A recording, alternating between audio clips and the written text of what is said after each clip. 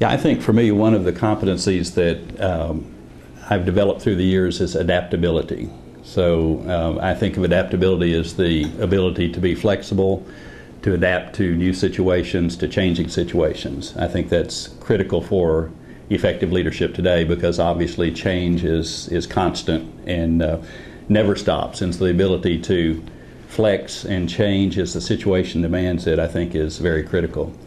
And that's really about, to me, about both a way of thinking or attitude as well as behavior. So it starts with the attitude, of course, of approaching life with a sense of optimism, of a positive attitude towards life, looking at differences is okay, being comfortable with ambiguity, being understanding that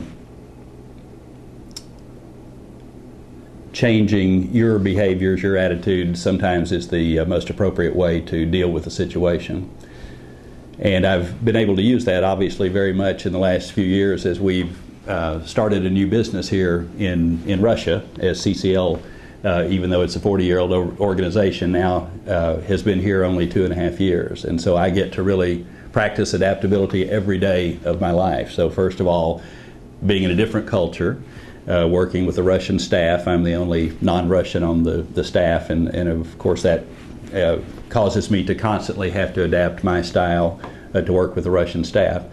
And more specifically, starting a business from scratch here, starting in the end of 2008, which, as you might imagine, is not the ideal time to start a business anywhere because of the crisis. But we came in, we had to establish the business, we had to hire staff, identify coaches and trainers who would meet CCL's global standards, develop them, and then to offer our global products here in this market.